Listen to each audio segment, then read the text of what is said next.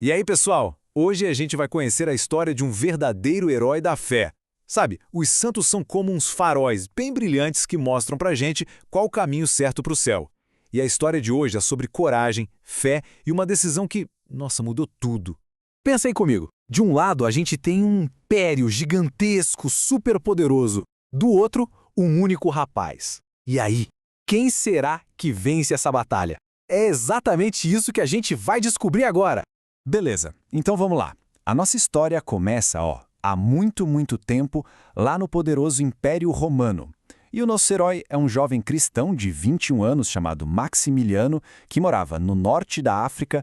Naquela época, o Império Romano mandava em praticamente tudo. E tinha uma lei bem clara. Se o seu pai foi soldado, você também tinha que ser. Simples assim. E como o pai do Maximiliano tinha servido no exército, pela lei, o destino dele já parecia estar traçado. E é aqui que a coisa começa a complicar. Porque ser um soldado romano não era só sobre lutar. Era preciso adorar o imperador como se ele fosse um deus e fazer um monte de coisas que iam totalmente contra a fé cristã. Para um cristão como Maximiliano, que amava Deus acima de tudo, isso era impossível. Ele precisava escolher em qual exército lutar, o de Roma ou o de Deus. E agora a gente chega na cena principal da nossa história. No dia 12 de março do ano 295, o Maximiliano é levado à força para se arristar. Ele fica cara a cara com o chefão romano da região, o procônsul Dion Cássio. Imagina a pressão. E olha, logo de cara, sem medo nenhum, o Maximiliano solta essa. Ele deixa bem claro pro poderoso chefão que a lealdade dele não era pro império. Nossa, que coragem, hein? Pensa na pressão que ele sofreu. Não era só o governo. O próprio pai dele estava ali, pedindo para ele obedecer. Mas mesmo assim, o Maximiliano não voltou atrás. Ele se recusou a aceitar aquela marca que faria dele um soldado de Roma. Mas que marca era essa, afinal? Era um selo de chumbo. Basicamente, uma plaquinha de metal que os soldados usavam no pescoço. Era como um sinal que dizia para o mundo todo: eu pertenço ao imperador e obedeço a ele em absolutamente tudo. Para Maximiliano, aceitar aquilo seria como trair a Deus.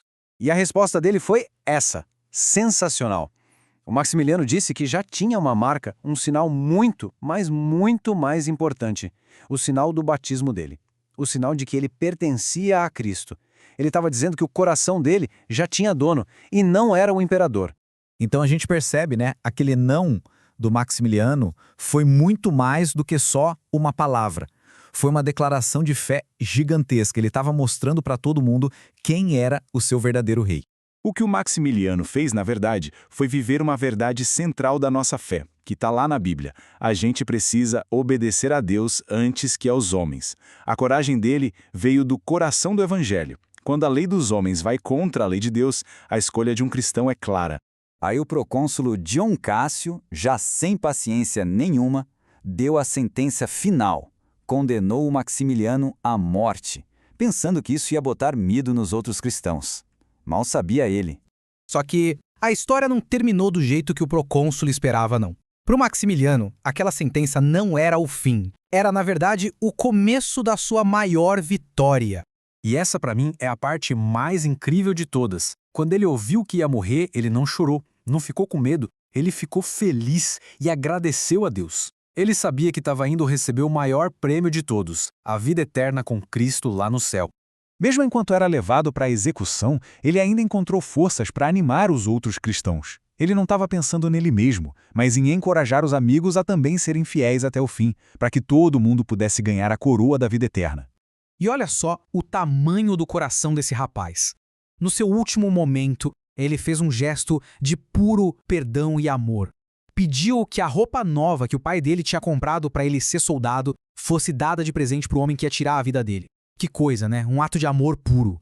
E foi assim que, lá no ano de 295, com apenas 21 aninhos de idade, Maximiliano foi martirizado. Ele se tornou um gigante da fé e um herói para toda a igreja. Então, o mais importante é a gente entender isso aqui, O martírio não é uma derrota. O catecismo da igreja ensina pra gente que é o maior testemunho que alguém pode dar. É como gritar para o mundo: a minha fé em Jesus é tão verdadeira, tão forte, que nem a morte pode me separar dele. E a história de São Maximiliano não ficou lá no passado, não. O sacrifício dele virou uma luz que brilha até hoje, ensinando pra gente sobre coragem e sobre o amor a Deus. Aquele não que ele disse para o exército por causa da sua fé fez dele um dos primeiros objetores de consciência da história, que são as pessoas que se recusam a fazer algo que vai contra o que elas acreditam. A história dele é real, tá? Tá contada num documento da época. E o corpo dele foi tratado com toda a honra, enterrado ao lado de outro santão, o que mostra o quanto ele já era admirado. Que o exemplo desse jovem e corajoso soldado de Cristo inspire a gente a ser sempre fiel a Deus, não importa a situação. São Maximiliano, rogai por nós. É isso aí, pessoal. Valeu demais por acompanhar essa história incrível com a gente.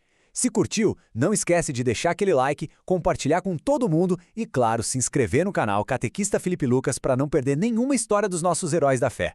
Um abraço e até a próxima.